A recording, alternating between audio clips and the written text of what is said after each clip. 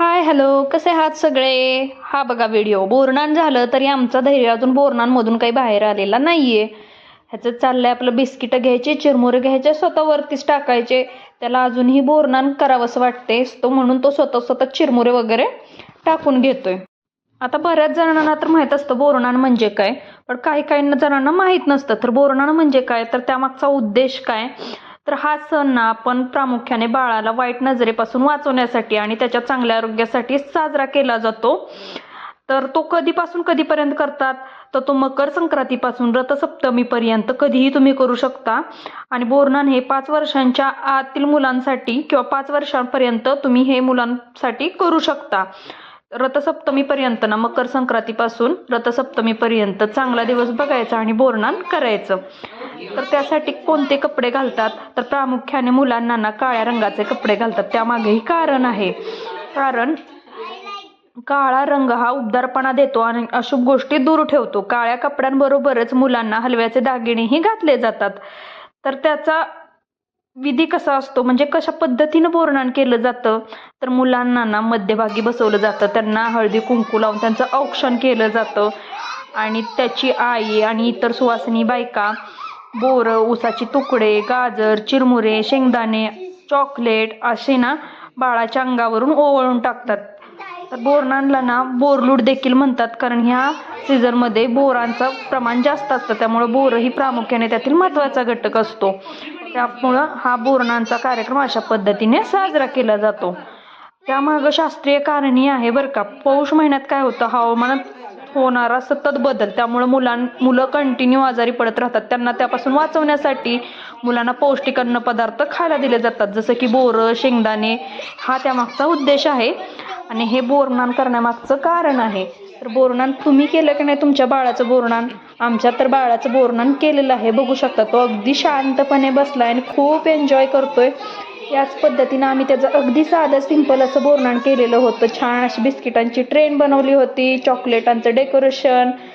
मुलांना काय हो, चॉकलेट असेल ना तर मुलं खुश असतात. या पद्धतीनं बोरनान केलं जातं.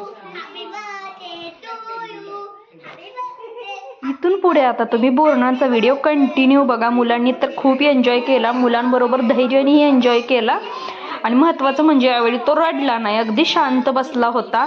मुलं आल्यामुळं कदाचित बसला असेल, पण एवढा शांत कधी तो बसत नाही, पण यावेळी बसला. आता इथून पुढचा व्हिडिओ स्किप न करताना व्हिडिओ शेवटपर्यंत बघा.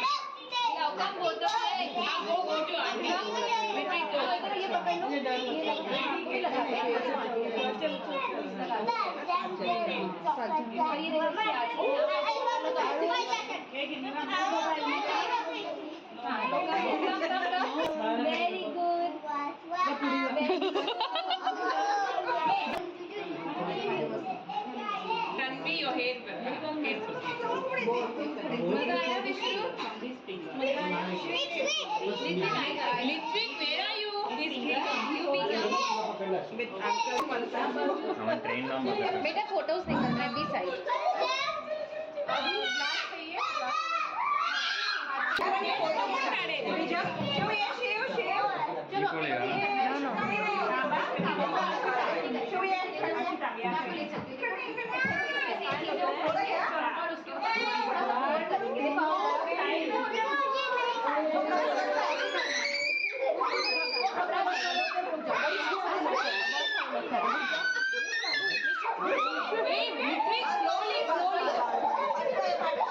बहुत छोटा है ना, बहुत छोटा है. सबका हो जाने दो, उसके बाद वो बहुत छोटा है बेटा.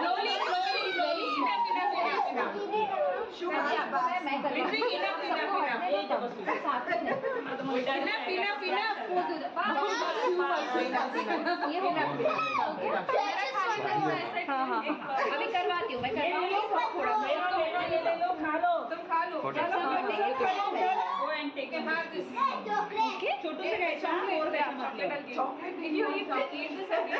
चॉकलेट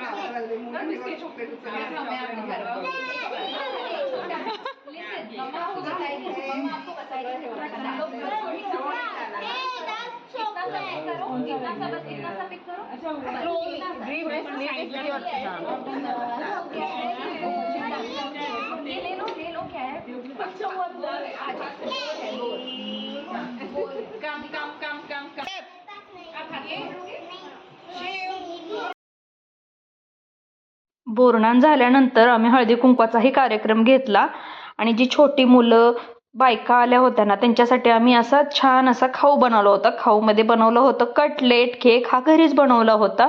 बाकीचे लागणारे चिप्स, चॉकलेट्स हे सगळं बाहेरून आणलं होतं. तिळाची वडी ही आम्ही घरीच बनवली होती. मग सगळा खाऊ एका प्लेटमध्ये काढला आणि सगळ्यांना अगदी व्यवस्थित पद्धतीनं देवला. आणि इथं तुम्ही बघू शकताय माहिती गडबड चालली आहे, तिला सगळं स्वतःला द्यायचं असतं त्याच्यामुळे हे काम आम्ही तिच्याकडे दिलं होतं.